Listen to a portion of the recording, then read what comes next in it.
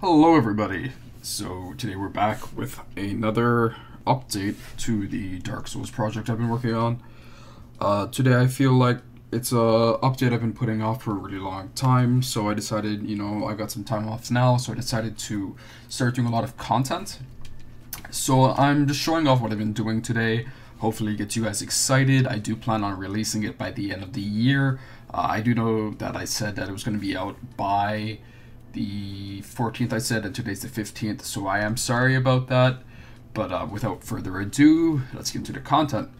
So for a full breakdown, it's going to be 5 new bosses, technically, and something like 15 new cards. 15, not 50. So as we can see, there's a Pursuer over there. We're going to get to him. The first guy is the Royal Rat Authority. So Royal Rat Authority, he's not a hard boss by any means, and he's going to be targeted towards characters who are facing the game for the first time. This is a very low-risk boss, and his only real, trick is that he's going to be doing poison damage out the wazoo. However, he's going to be the first boss. I'm 99% sure that it's going to be the first boss, or maybe the only boss, that's going to be spawning in enemies as an attack. So you're going to have to watch out for that. Honestly, it could be giving a little bit of trouble to newer players, but they're going to be weaker enemies and deal significantly less damage to the player than the boss itself. Now, the boss itself is only going to have about 5 total attacks, which is really, really on the low side. But in the source material, Royal Rat Authority didn't have a whole lot of attacks. So as you can see, 25, 15, 1, 1. Like, there's not much to say here. A team going into this fight at the end of the game could probably kill him in one turn, especially with such abysmal defense, to put it at least. 1, 1, 25, I mean, again, that's not a threat.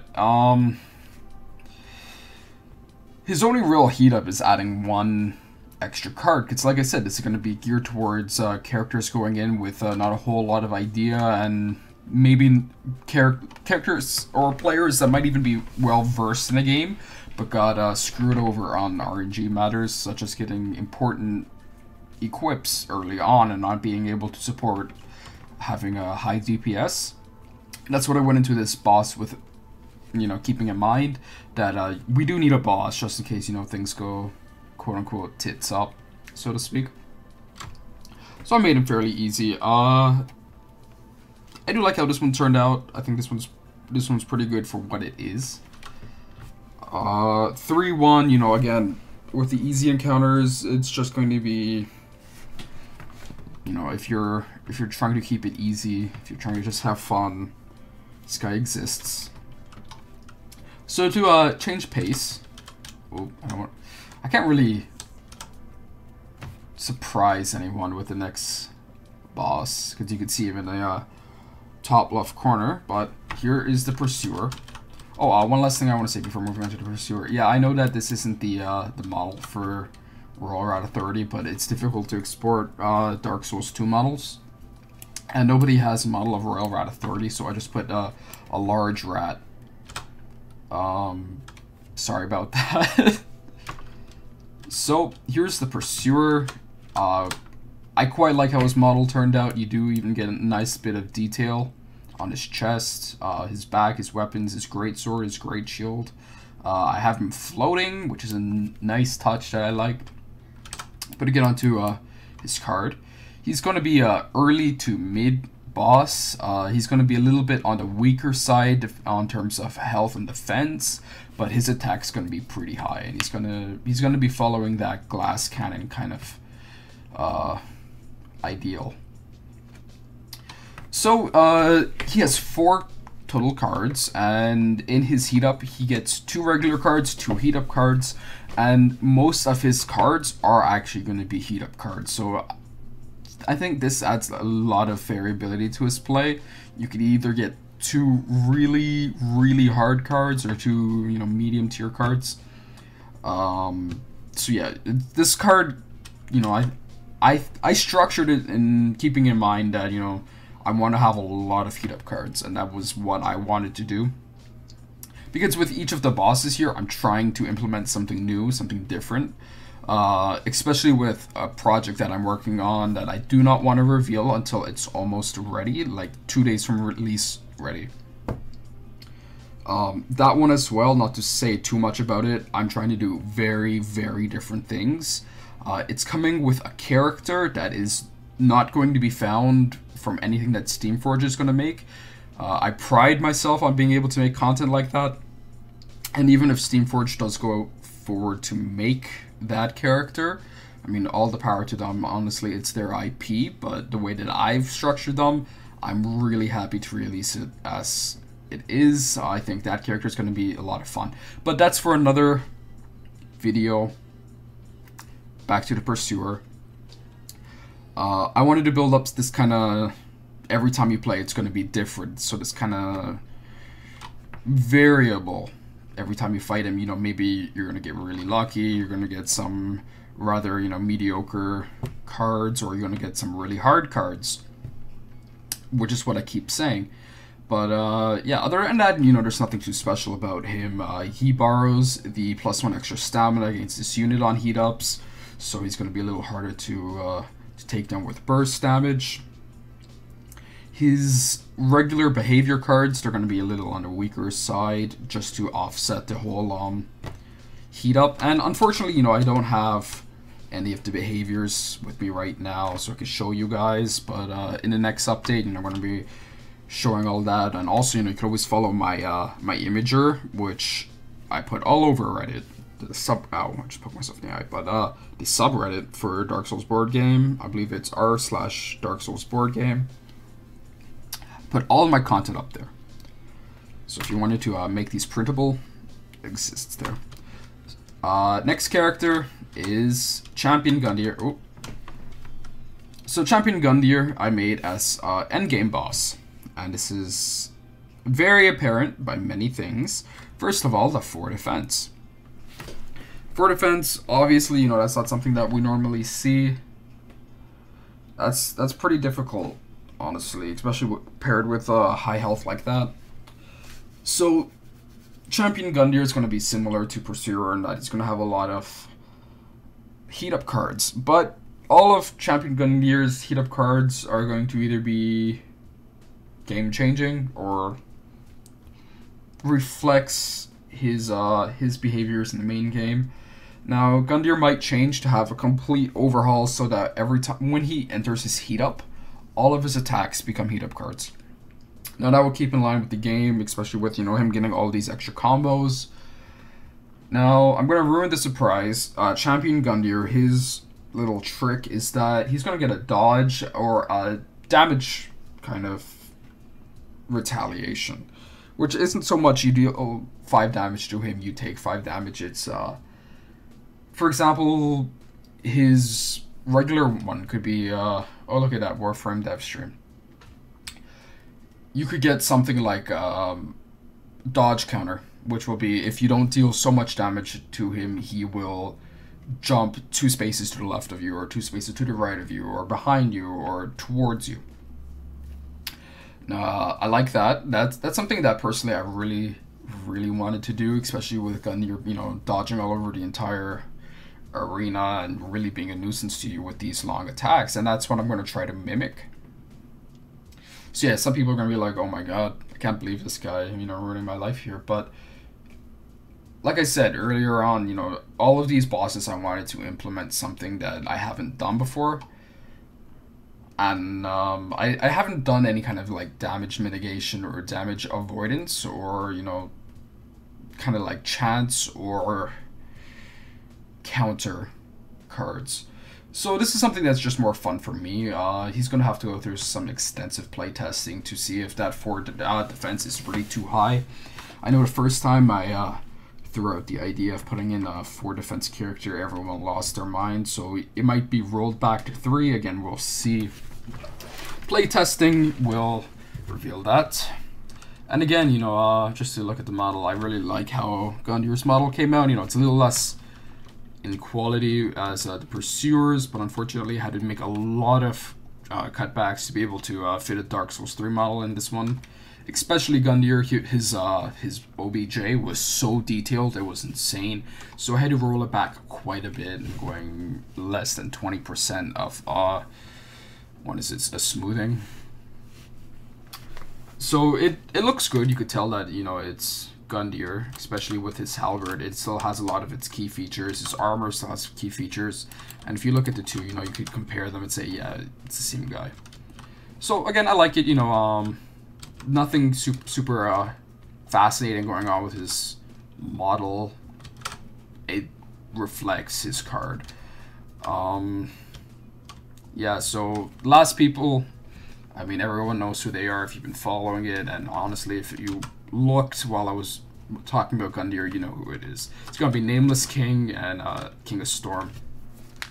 Now, these are people that I put up a poll on Reddit, and one of the most frequently things I've been asked for was Nameless King and King of Storms.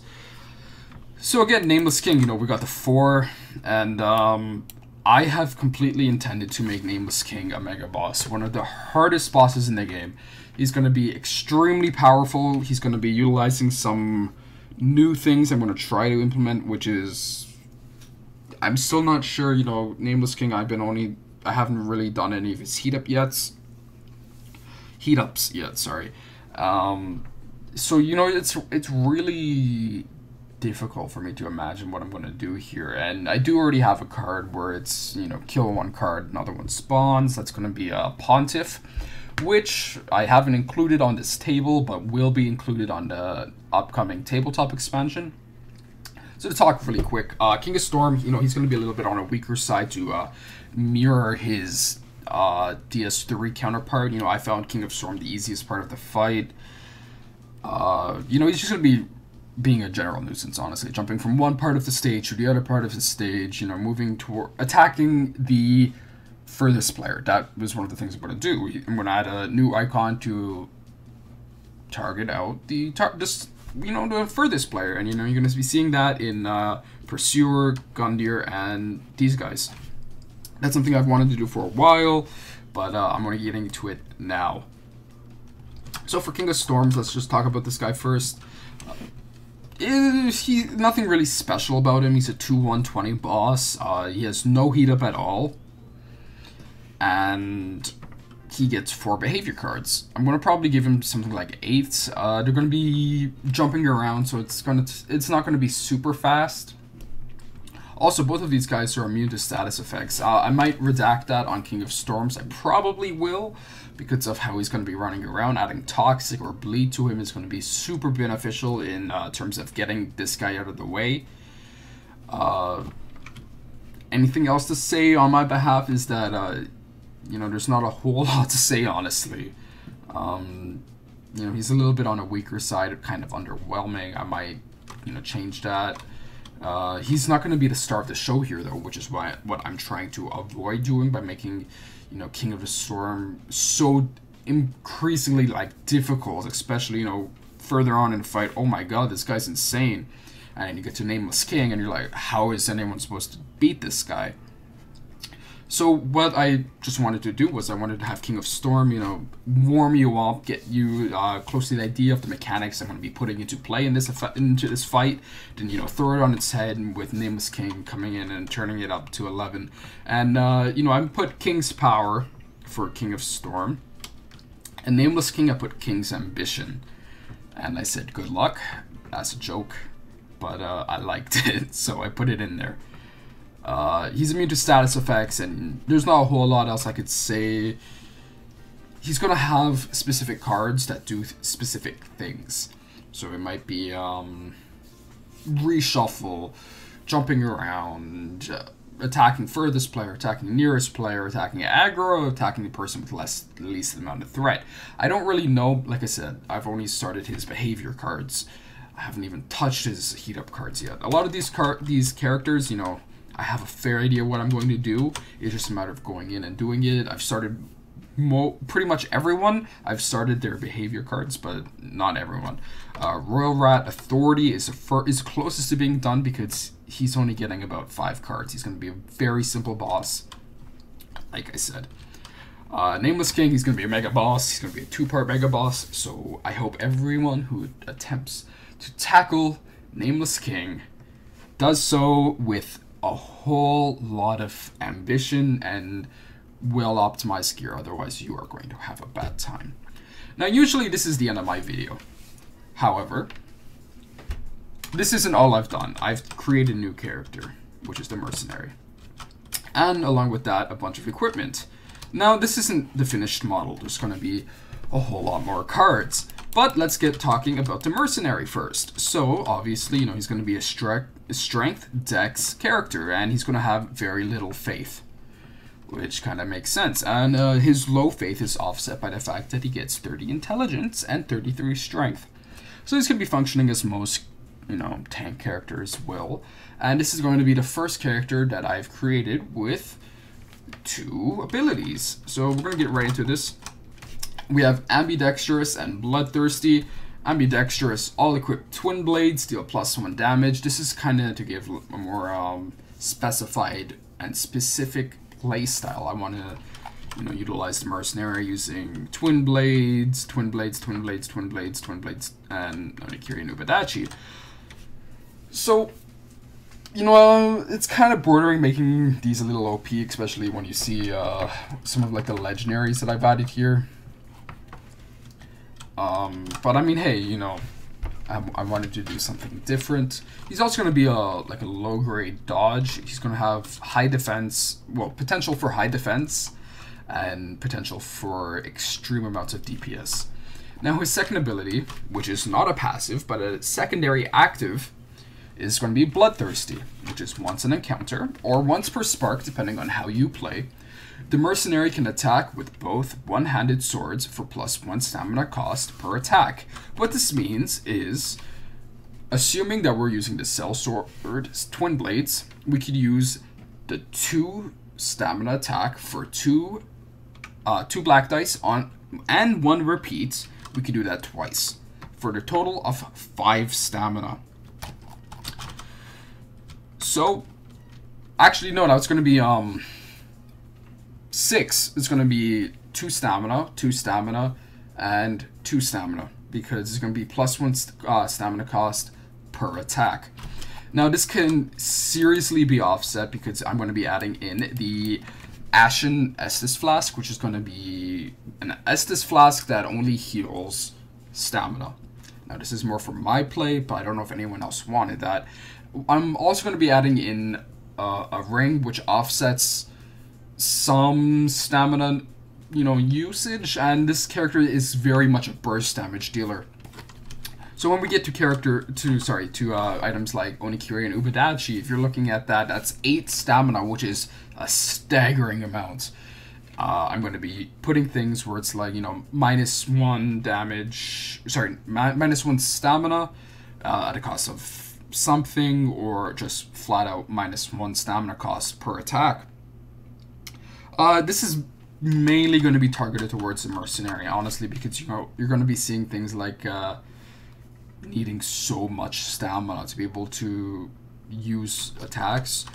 Or one thing I might be doing is on movement attacks, you know, -1 stamina on movement attacks, -1 stamina on repeats, and that makes the, you know, the Mercenary a lot more viable.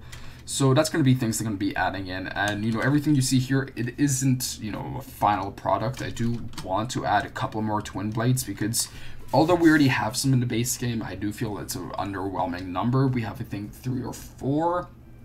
I want to say 3, but it might not honestly only be 2. I know it's the Gotthard twin swords and the Dancer's twin swords. Oh, and the twin halberds. So yeah, definitely 3. So that puts a total to 6 right now. Sorry, 6 I have here and 9 in total. So if I could bring that to 10, I think that's going to be a lot more viable for the Mercenary, especially adding things like the Darkwood Grain Ring, for example, to put an offset to stamina cost. Now, next thing I wanted to do was give crossbows the treatment that I gave to longbows. So we have 4 additional crossbows, and we have 1 in the base game, which is just the Avalon. So that's a total of 5. These are really strong, especially once you pair them with heavy bolts, and you get an additional upgrade slot. So how I've made these work is because apparently I didn't make it clear in the past. I did have written notes. You're going to put your crossbow in one hand and your bolts in the other hand. And now, yes, that does offset. You know, you have a two-hand and a one-hand. But I've not yet to make an arrow icon, which might be one of the things that I make. And I'm sorry that this video is going to be a little bit longer. It's almost finished, to let you know that. I just want to give some updates about what I'm about to add. Anyways, so just to finish the tangent I'm on, you know, we have a shield crossbow, which is probably one of the more lucrative ones. You're going to be seeing this kind of, you know, movement, zero range, push, and stagger. That's going to be a bash. I mean, they all have that weapon art. There's nothing I could do about that. I did want to have some kind of, you know, pushbacks for crossbows to give you some kind of, you know, safety net. Repeating crossbow is going to be the highest potentially damage dealing weapon in the game. We're going to be seeing this in comparison to the javelin. You get less damage, however, well, quote unquote less damage, because instead of getting 1 blue dice you get 2 black dice, which potentially is better. And instead of getting 1 orange you get 2 black, 1 blue instead of 1 orange. Now each one repeats 4 times, which can be very, very, very annoying to your team. However, you know. So this could be very, very strong if you're lucky with your black dice rolls. Once you pair them with one of these arrows, I mean, repeating crossbow is going to be shredding enemies. It's completely, however, offset by the fact that you only have 2 range. So that could really, really harm you. So to offset that, I might actually end up making the sniper bolt, which is going to be +1 to range. You know, you're gonna get 4 on crossbows, 3 on shield, and 3 on repeating, 4 on javelin. So, you know, javelin's still gonna be the king, especially if you get standard. Sorry, this should not be standard bolt. It should be splinter bolt. Sorry about that. So lightning bolt, 2 blue and converts to magic damage. Standard bolt, 1 black. This is splinter bolt, which is bleed. Exploding bolt is 1 and change all attacks to node. Sorry, 1 black. And heavy bolt is this should be 2, but you know, I messed up. So for the next update, you know, I'm going to be having some more armor, 1 additional twin blade. Crossbows, I just have to fix heavy bolt and splinter bolt. I'm gonna try to add 3 armor pieces for Mercenary. You know, I'm gonna have everyone here finished, and I'm gonna add great bows and great arrows. Now that's something I've already started. It's pretty much finished. There's only a total of 3. My music ended, so that's pretty much time for me to wrap up and say thank you for everyone who's supporting. This is going to be one of the bigger updates that I've made by myself, and I hope that everyone likes it and is somewhat, you know, excited for the stuff to come. I do want to finish this soon, so I'm going to get to work immediately after this video, and hopefully we can get as much content out of myself as I possibly can. So thanks everyone, and I hope you have a great day.